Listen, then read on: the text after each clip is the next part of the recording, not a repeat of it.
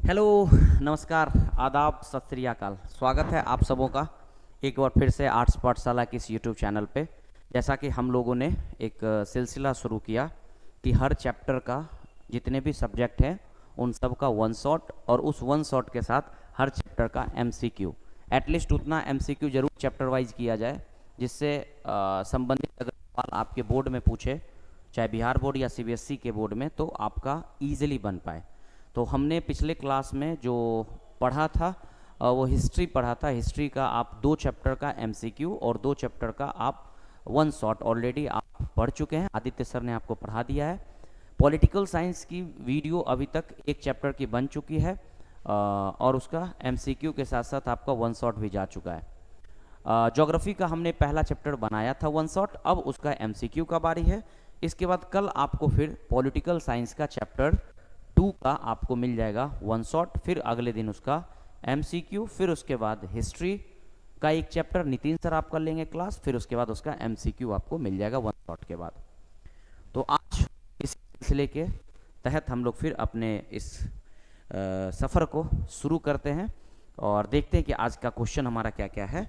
और उस क्वेश्चन में ज़्यादा क्वेश्चन हमने इस चैप्टर से नहीं लिया क्योंकि ज़्यादातर इससे क्वेश्चन जो रहता है ना वो एक ही टाइप का क्वेश्चन बार बार घूमा हुआ रहता है, इसलिए हमने मुश्किल से इसमें 15 से 16 सवाल उठाया है। उस 15-16 सवाल से आप इजीली हर क्वेश्चन को सॉल्व कर पाइएगा, ये मुझे ऐसा लगता है, क्योंकि इससे ज़्यादा सवाल बनता नहीं है नॉर्मल तौर पे।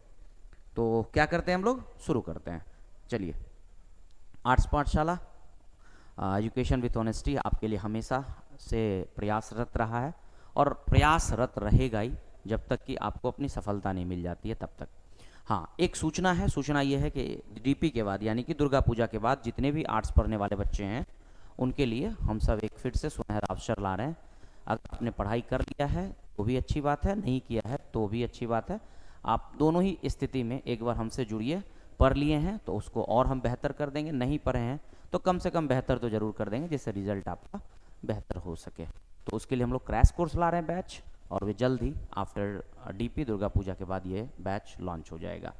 इसके अलावा जिन बच्चों ने डिसाइड कर लिया है कि हमें सीयूटी के तहत एक अच्छे कॉलेज, एक अच्छे यूनिवर्सिटी में जाना है, तो उनकी तलाश अगर इसके तरफ है तो हम उस तलाश को पूरा करवाएंगे, उस सफ़र को हम आपको अंजाम तक पहुंचाएंगे। तो चलिए, सीयूटी की तैयारी जो बैच फाउंडेशन और टारगेट दोनों करना चाह रहे हैं, फाउंडेशन और टारगेट को लेकर बहुत बच्चे कंफ्यूज होते हैं। फाउंडेशन का मतलब जो 11th में बच्चे हैं जो 2026 में अपना टारगेट कर रहे हैं, टारगेट मतलब वो बच्चे जो 12th में है 2025 में टारगेट कर रहे हैं, उनके लिए अलग अलग सेपरेट बैच बनाया गया है। सारे पेपर आपको पढ़ाए जाएंगे जितने भी हैं, डोमेन है, लैंग्वेज है, और साथ ही साथ अगर आपका जीटी है, जनरल टेस्ट है, उसमें आपको जितने भी सब्जेक्ट हैं उन सब को प्रॉपरली अलग अलग टीचर से आपको पढ़ाया जाएगा। तो चलिए, ये तो हुआ अभी तक के फीचर की बात। अब हम लोग बात करते हैं क्वेश्चन पे। हमारा पहला क्वेश्चन क्या है, आपके सामने ये रहा। सबसे पहला सवाल है, ध्यान से देखिए, बड़ा बढ़िया सवाल है। क्या कहता है जरा गौर करिए। सबसे फर्स्ट सवाल आपका ये है कि which of the following the statement does not describe geography, मतलब निम्नलिखित में से कौन सा ऐसा कथन है जो भूगोल का वर्णन नहीं करता है। इंटीग्रेटिव डिसिप्लिन, एक एकीकृत अनुशासन, बिल्कुल आप ज्योग्राफी पढ़ेंगे तो उसको एक डिसिप्लिन में पढ़ना पड़ेगा ही पड़ेगा। Study of inter relationship between the human environment, भैया ही तो आप ज्योग्राफी, चूंकि जो ह्यूमन ज्योग्राफी पढ़ रहे हैं तो ह्यूमन ज्योग्राफी का मतलब ही होता है inter relation between the human and nature, obviously. Subjected of dualism, बिल्कुल द्वैतवाद पढ़ेंगे क्योंकि कभी भी एक तरह का सिद्धांत नहीं आया, अलग अलग चीज़ों को लेकर के अलग अलग सिद्धांत आया। तीसरा, not relevant in the present time due to development of technology, मतलब आप वर्तमान समय में, अरे बिल्कुल भाई, not relevant in the present, कैसे आप प्रेजेंट में रेलिवेंट नहीं कर पाएंगे ज्योग्राफी को, बिल्कुल करेंगे। तो ये आंसर आपका नहीं होगा, यानी ये डी इसका आंसर हो जाएगा। ठीक है, बड़ा बढ़िया सवाल है, अच्छा सवाल है, सीबीएसई में ये बार बार सवाल पूछा हुआ है। अगला सेकेंड क्वेश्चन क्या है, बस मैंने 15 या 16 सवाल आपका लिया, शुरू से बता दो, 15 या 16 सवाल, मुश्किल से 10 मिनट का वीडियो बनेगा, आप एडजस्ट कर लीजिएगा और आराम से, मैं वचन दे रहा हूं आपको, इतना क्वेश्चन करिए, आपको 1% प्रॉब्लम होगी तो आप कहिएगा, नहीं होगी प्रॉब्लम। क्वेश्चन नंबर दूसरा, निम्नलिखित में कौन सा भौगोलिक जानकारी का स्रोत नहीं है। आपको पूछ रहे कि कौन सा ऐसा है स्रोत जो कि आपको ज्योग्राफी का इंफॉर्मेशन नहीं देता है, यानी भौगोलिक जानकारी का स्रोत नहीं है। ट्रैवलर अकाउंट बताइए, शुरुआती दौर में जितने भी ट्रैवलर आते थे, जो घूमने आते थे, कुछ भ्रमण करने आते थे, कुछ सीखने आते, कुछ देखने आते थे, तो वो जानकारी देते थे और जानकारी हमारे लिए ज्योग्राफी का एक हिस्सा बनता था। तो ऑब्वियसली ये हो जाएगा। ओल्ड मैप के माध्यम से हम ज्योग्राफी को समझ पाते, बिल्कुल आप पढ़ेंगे Mesopotamia civilisation, Indus Valley civilisation, आप कैसे जानते होंगे? मैप के माध्यम से समझते होंगे। या फिर आप महाजनपद पढ़ेंगे, या फिर आप मौर्य एम्पायर पढ़ेंगे, आप मुगल एम्पायर पढ़ेंगे, आप मैप के माध्यम से बिल्कुल आप जानने का प्रयास करेंगे। या वर्ल्ड हिस्ट्री आप पढ़िए, बिल्कुल। Sample of the rock from the moon, हाँ अब इसको थोड़ा सा रोक के रखिए। और एंशिएंट इपेक्स, हाँ प्राचीन महाकाव्य से भी हमें भूगोल का पता चलता है। लेकिन जो रॉक है ना, जो आता है कहाँ से? मून से। मून यूँ समझिए कि जो एस्ट्रॉयड मेट्रॉइड्स जो होते हैं, मेट्रॉइड्स जो ऊपर से आते हैं, वो हमें जानकारी पृथ्वी के साक्ष्य के तौर पे जानकारी मिलता है, अर्थ के इंटीरियर पार्ट की जानकारी मिलता है, लेकिन इससे हमें खास करके भौगोलिक जानकारी नहीं मिल पाती है। अर्थ का इंटीरियर पार्ट का जानकारी मिलता है, नो डाउट। जब कभी आप पढ़िएगा इंटीरियर, अर्थ के इंटीरियर का हमें कैसे इंफॉर्मेशन मिलता है, तो उसमें एक सोर्स हो सकता है क्या नाम है, जो मटेरियल्स फ्रॉम द मून्स या रॉक्स जो भी हो। लेकिन मून पर सोचिए पाया जा रहा है, उससे हमको क्या मतलब है भूगोल से, भौगोलिक क्षेत्रों से? तो आंसर इसका नहीं होगा। तो आंसर हो जाएगा B. I hope, sorry C, I hope समझ गए होंगे। क्वेश्चन नंबर 3 पूछ रहा है कि which of the following is a most important factor in the interaction between the people and environment. हमारे और इन्वायरमेंट को बीच में कनेक्ट करने वाला सबसे बड़ा फैक्टर कौन है? ह्यूमन बुद्धि, हाँ चलिए मानव बुद्धि में ह्यूमन इंटेलिजेंस, ठीक है चलिए मान सकते हैं। टेक्नोलॉजी, अरे इसको तो एकदम मान लीजिए आप। पीपल प्रिसिपिटेशन, मतलब सॉरी परसेप्शंस, पीपल्स परसेप्शंस को आप नहीं मानिएगा इसमें। ह्यूमन ब्रदरहुड, मानव भाईचारा से कोई मतलब नहीं है। आपको जोड़ता कौन है? तो जोड़ता है टेक्नोलॉजी। मतलब people, human development totally dependent on technology, you can say in easy way. Simple सा आप एक बात समझिए, without technology we can't develop. आप एक एग्जांपल आपको हम बताते हैं कि अगर हमने आपको शायद पिछले क्लास में बताया था, अगर अर्थ के नीचे सपोज करिए रॉक्स पाया जा रहा है, और ये अचानक नहीं पाया गया, ये अर्थ पे रॉक्स बहुत सालों से पाया गया, बहुत करोड़ों साल से बना हुआ है, लेकिन हमने इसको यूज में कब लाया? जब हमारे पास टेक्नोलॉजी आया। तो with the help of technology we can use resource, मतलब without technology we can't use resource. Simple सी बात आप समझिए। तो रिसोर्स में, रिसोर्स के डेवलपमेंट में, ह्यूमन को इंटरेक्ट करने में, ह्यूमन को रिलेशन बनाने में किसके साथ? नेचर के साथ। सबसे बड़ा रोल प्ले कौन करता है? टेक्नोलॉजी। अगर हम आपके साथ जुड़े हुए हैं, ये ह्यूमन ज्योग्राफी का हिस्सा है, आप पढ़ रहे हैं, आप जहां भी बैठ के पढ़ रहे होंगे, बताइए टेक्नोलॉजी है ना जो हमको आपको क्या कर दिया? कनेक्ट कर दिया। तो इसका आंसर क्या हो जाएगा? बी हो जाएगा, टेक्नोलॉजी। चलिए उसके आगे की तरफ क्वेश्चन चलते हैं। कौन सा भूगोल एक दृष्टिकोण नहीं है? निम्नलिखित में से क्या पूछ रहा है कि which of the following is not approach of human geography. निम्न में से कौन सा ह्यूमन ज्योग्राफी का अप्रोच नहीं है? एरियल डिफरेंशिएशन, बिल्कुल हम इसका अप्रोच मानते हैं। क्वांटिटेटिव रिवोल्यूशन, हाँ इसको अप्रोच हम नहीं मानते, ये अप्रोच नहीं है। फिर उसके बाद स्पेशल बिल्कुल है, और एक्सप्लोरेशन एंड क्या नाम है, डिस्क्रिप्शन, बिल्कुल ये भी है। मतलब ये सारे अप्रोचेज होंगे। अप्रोचेज में कौन नहीं होगा? Quantitative revolution is not approach of human geography. Question number next, who coin geography. भूगोल शब्द सबसे पहले किसने दिया? अब भूगोल शब्द के बारे में जाइएगा, देखिए बहुत सारा कंफ्यूजन रहेगा, लेकिन आंख मूंद करके अगर आप कंफ्यूजन क्लियर करना चाह रहे हैं तो आप इरेटोस्थनीज का नाम सुन लीजिए। इरेटोस्थनीज शब्द मतलब व्यक्ति नहीं थे क्या क्या, जिन्होंने सबसे पहले भूगोल शब्द को क्या किया? डिस्क्राइब किया, या भूगोल शब्द को उन्होंने गढ़ा था, इन शब्द को। फादर ऑफ, कई बार ज्योग्राफी पढ़िएगा तो भी इरेटोस्थनीज को ही कहा जाता है, कई बार आप सुने होंगे। हालांकि हिकैटियस को भी कहा जाता है, ज्योग्राफी का फादर हिकैटियस को भी कहा जाता है, लेकिन कई बार ज्योग्राफी का फादर इरेटोस्थनीज को भी कहा जाता है। चलिए तो इसका आंसर हो जाएगा इरेटोस्थनीज। क्वेश्चन नंबर 6, संभववाद सिद्धांत का तत्व याद रखिएगा, हमने पढ़ा भी था कि ज्योग्राफी के मतलब एलिमेंट्स में पूछ रहा है कौन सा कंसीडर्ड ऐसा है जो पॉसिबिलिज्म का सिद्धांत देता है। ह्यूमन ज्योग्राफी में हमने जब सिद्धांत पढ़ा था तो सिद्धांत में हमने 3 पढ़ा था। एक पढ़ा था नियतिवाद, जिसको हम लोग आप डिटर्मिनिज्म थ्योरी कहते हैं, दूसरा संभववाद और तीसरा नवनिश्चयवाद।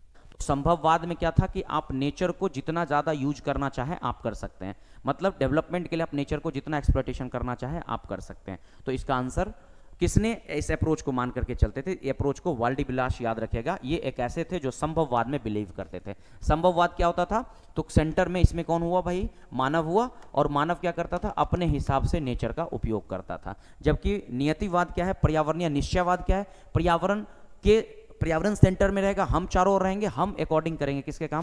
पर्यावरण के अकॉर्डिंग काम करेंगे। तो ये हो जाएगा पर्यावरणीय निश्चयवाद। फिर था न्यू डिटर्मिनिज्म, जिसका अभी टॉपिक आने ही वाला है। इसका आंसर क्या हो जाएगा? संभववाद।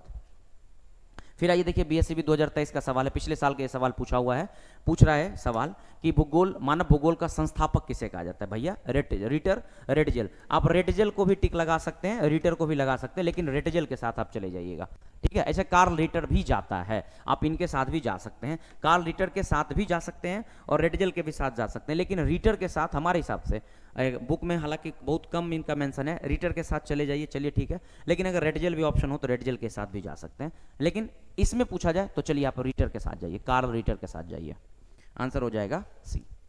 फिर उसके बाद निम्नलिखित में किन्होंने नव निश्चयवाद, आ गया ना, नव नियतिवाद, नव निश्चयवाद, जिसको हम लोग क्या बोलते हैं, नियो डिटर्मिनिज्म सिद्धांत, रुको और जाओ, इसी को हम लोग बोलते हैं। आगे ये पॉइंट आने वाला है, रुको और जाओ, जिसको आप दो सिग्नल यूज करेंगे, एक रेड सिग्नल और एक ग्रीन सिग्नल, ठीक है। उस सिग्नल के माध्यम से हम डेवलपमेंट की बात करते हैं, उस सिग्नल से हम रिसोर्स के यूज का बात करते हैं। तो इसमें आपसे पूछा निम्नलिखित में से कौन से नव निश्चयवाद की अवधारणा की प्रस्तुति की, which who among the following the present the concept of neo determinism. Neo determinism को देने वाले थे ग्रिफिथ टेलर, नियो डिटर्मिनिज्म को देने वाले कौन थे?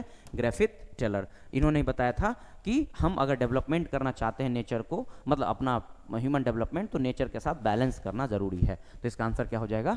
ग्रिफिथ टेलर हो जाएगा। चलिए क्वेश्चन नंबर 9 की तरफ बढ़ते हैं। नियतिवाद के दार्शनिक कौन है? दे दिया ना भी आपका सवाल पीछे, नियतिवाद के दार्शनिक कौन है? तो नियतिवाद के दार्शनिक अभी जस्ट देखिए रीटर का नाम आया था पीछे में, आप लगा लीजिए रीटर, कार्ल रीटर। नियतिवाद के थे, नियतिवाद में क्या, नेचर सबसे सुपीरियर होगा, ह्यूमन उसके अकॉर्डिंग वर्क करेगा। जैसे अगर धूप है तो धूप, दिन है तो दिन, रात है रात, लेकिन हमने क्या किया, डेवलपमेंट के चक्कर में ये सारे भेदभाव को खत्म कर दिया। अगले क्वेश्चन की तरफ, नियतिवाद की अवधारणा में कौन सा घटक महत्वपूर्ण है? नियतिवाद में कौन सबसे ज्यादा महत्वपूर्ण घटक है? नेचुरल कंपोनेंट, बिल्कुल भैया, नेचर के अकॉर्डिंग आप चलोगे तो नेचर तो है ही। ह्यूमन कंपोनेंट भैया, नेचर के अकॉर्डिंग चलेगा कौन? तो ह्यूमन। अरे नेचर है तो ह्यूमन है, ह्यूमन को नेचर का यूज करना है, तो बोथ ए एंड बी हो जाएगा, बोथ ए एंड बी हो जाएगा। देखिए बीएससीबी 2021 का सवाल है, सारे वे सवाल कराए जा रहे हैं जो पूछा हुआ, और इसी के इर्द गिर्द सवाल घूमते रहेगा। इसके अलावा है फेवर से एसोसिएटेड विद, फेवर किसके सिद्धांत की तरफ जाते हैं? फेवर याद रखिए, वर्ल्डिब्लास याद रखिए, ये सब जाते हैं नियो सॉरी पॉसिबिलिज्म की तरफ, सब के सब जाते हैं संभववाद की तरफ। फेवर भी संभववाद के संभववाद को मानने वाले। निम्नलिखित में से कौन सामाजिक भूगोल का उप क्षेत्र नहीं है? अब यहां पर आपका ये सवाल है, इसको हमने एक स्लाइड बनाकर दे दिया है, आप पहले इसको पढ़ लीजिए, फिर आंसर हमको दे दीजिएगा, आप खुद ही आंसर दे दीजिएगा। कुछ क्वेश्चन क्या है, निम्नलिखित में से कौन से सामाजिक भूगोल का उप क्षेत्र नहीं है? Which of the following is not सब फील्ड ऑफ सोशल ज्योग्राफी। तो सोशल ज्योग्राफी का कौन नहीं है? Cultural, agriculture, sorry cultural, agriculture, medical और हिस्टोरिकल। तो क्या हो जाएगा इसका आंसर? बताइए कौन सा सामाजिक भूगोल का उप क्षेत्र नहीं है? तो आंसर आ जाइए, गौर करिए जरा आंसर, एक मिनट रुकिए, हाँ अब जरा गौर करिए। आपसे क्या पूछा वहां पर, आपसे क्या पूछा वहां पर? सोशल, सामाजिक भूगोल, देख लीजिए सामाजिक भूगोल ही पूछा था वहां पर आपको। एक मिनट, कल्चरल ही पूछा ना आपसे, एक मिनट। निम्नलिखित कौन सा सामाजिक भूगोल का उप क्षेत्र नहीं है? हाँ, कौन सा उप क्षेत्र नहीं है? तो जरा आ जाइए, उप क्षेत्र देख लीजिए, एक साइड उप क्षेत्र है इसका व्यवहारवादी भूगोल, समाज का कल्याण भूगोल, एक मिनट सॉरी, हाँ अवकाश का भूगोल, लिंग भूगोल, सांस्कृतिक भूगोल, ऐतिहासिक भूगोल, चिकित्सा भूगोल, है ना, ये सारे भूगोल आ गए। अब उनमें से आपसे क्या पूछा कि कौन सा इसका भूगोल हिस्सा नहीं है, उप क्षेत्र नहीं है? तो बताइए जरा कौन सा उप क्षेत्र इसका नहीं है, जरा बता सकते हैं क्या कौन सा उप क्षेत्र नहीं है? एक मिनट, लॉक हो गया, रुकिएगा, जरा बताइए कौन सा इसका उप क्षेत्र नहीं है, जल्दी बताइए कौन सा उप क्षेत्र नहीं है? कल्चरल ज्योग्राफी, सामाजिक भूगोल, कल्चर, बिल्कुल कल्चर से ही समाज हमारा बना हुआ है। एग्रीकल्चर भूगोल जो है सामाजिक भूगोल का हिस्सा नहीं, ये आर्थिक भूगोल का हिस्सा है, ये आर्थिक भूगोल का हिस्सा है। बाकी चिकित्सा भूगोल उसी का भाग है, ऐतिहासिक भूगोल उसी का भाग है। कल्चरल में एग्रीकल्चर नहीं है, ये आर्थिक भूगोल का हिस्सा हो जाएगा। चलिए आप देखिए जरा आर्थिक भूगोल की तरफ आइए, इसमें आपको कृषि भूगोल मिल जाएगा, इसमें आपको कृषि भूगोल मिल जाएगा। डन है, समझ में आ गया होगा? इसको जरूर एक बार रिपीट इसको जरूर एक बार आप पढ़ लीजिएगा। 110% मैं गारंटी दे रहा हूं, एक क्वेश्चन रहेगा ही रहेगा, 110%। अगले क्वेश्चन की तरफ चलिए। Which of the following associated with human geography, निम्नलिखित में से कौन सा मानव भूगोल से संबंधित नहीं है? सवाल आपसे पूछ रहा है मानव भूगोल से संबंधित नहीं है। अभी आपने पढ़ा पॉजिटिज्म, प्रत्यक्षवाद, पॉसिबिलिज्म, संभववाद, ओशियोनोग्राफी, समुद्र विज्ञान, फिर उसके बाद ह्यूमनिज्म, मानवतावाद। देखिए समुद्र विज्ञान जो है ना, समुद्र विज्ञान it is not part of human geography, समुद्र विज्ञान is a part of physical geography, भौतिक भूगोल का ये पार्ट है, ये भौतिक भूगोल का पार्ट है। आपको हम पढ़ा चुके पहले भी, वन शॉट में आप जाके देखिएगा। समुद्र विज्ञान, ये जितने भी है ये सब के सब क्या हैं बताइए, ये सब फिजिकल ज्योग्राफी का भाग है, भौतिक भूगोल का भाग है। ये सब के सब क्या है बताइए, भौतिक भूगोल का पार्ट है। तो आंसर क्या हो जाएगा इसका, आंसर हो जाएगा सी। क्वेश्चन नंबर 14, मात्रात्मक क्रांति किससे संबंधित है? मात्रात्मक क्रांति किससे संबंधित है? देखिए मात्रात्मक क्रांति, मानव भूगोल, मात्रात्मक क्रांति, भौतिक भूगोल, और उसके बाद बोथ ए एंड बी, इनमें से कोई नहीं। मात्रात्मक भूगोल मतलब क्वांटिटिव, ये आपके लिए सवाल छोड़ रहे हैं। 14 नंबर का आंसर ये आपके लिए, इसका आंसर आप बताइएगा, जरा कमेंट बॉक्स में इसका आंसर बताइएगा, कमेंट बॉक्स में इसका आप आंसर बताइएगा। बहुत बढ़िया सवाल है, आपके लिए सवाल है ये। 14 नंबर का सवाल आप बताइएगा, मात्रात्मक क्रांति किससे संबंधित है? ये 14 नंबर आपके लिए सवाल है। 15, अभी जस्ट आपने रुको एंड जाओ, स्टॉप एंड गो थ्योरी याद करो। स्टॉप एंड गो थ्योरी किनका था? ग्रिफिथ टेलर का, याद आया? ग्रिफिथ टेलर का था। किनका था? ग्रिफिथ टेलर का था। देखिए सवाल आ गया आपके लिए, किनका था? ग्रिफिथ टेलर का। रुको एंड जाओ नियतिवाद, जिसको क्या बोलते हैं? वेट एंड गो, यानी कि जिसको एक और बोलते हैं, दो सिग्नल इस्तेमाल किया जाता है, एक रेड कलर का और एक ग्रीन कलर का, ये दो कलर का इस्तेमाल किया जाता है। स्टॉप एंड गो किसने दिया? ग्रिफिथ टेलर ने। और आज का अंतिम सवाल की तरफ हम लोग चलते हैं। आज का अंतिम सवाल है, geography that is the thoughts of employ Marxism theory. याद करिए तीन तरीके का सिद्धांत आपने पढ़ा था, उसी में से एक सिद्धांत है। जैसे याद करिए मानवतावादी भूगोल का सिद्धांत आपने पढ़ा था, बिहेवियल पढ़ा था आपने, और एक रेडिकल आपने पढ़ा था। तो मार्क्सिज्म जो है, मार्क्सिज्म शायद पूरा इंग्लिश में ही आ गया, इसका मुझे हिंदी कर देना चाहिए था, सॉरी। इसका हिंदी आप यूं समझ लीजिए कि जो मार्क्स का था ना, मार्क्स, कार्ल मार्क्स, उनका सिद्धांत क्या था? तो याद करिए रेडिकल जो था, याद आया? अमूल चूल परिवर्तन, पूरी तरह से ये परिवर्तन चाहते थे। तो इसका आंसर क्या हो जाएगा? बी हो जाएगा। तो ये आई होप सवाल था जिसको आपने देखा, समझा। आप ईमानदारी से बता दे रहा हूं, आप 15 से 16 सवाल बस इस चैप्टर में कर लीजिए। बाकी सब जो टॉपिक है वो मोह माया है, मत पढ़िए उस वे चक्कर में, क्योंकि बेकार में उतने सवाल करने से कोई फायदा नहीं होगा। उप क्षेत्र को एक बार आप पढ़ लीजिएगा। आप जो अमूलचूल परिवर्तन हुआ या अन्य चीज़ें जितने भी हैं, स्कूल थॉट्स जो है उसको एक बार पढ़ लीजिएगा।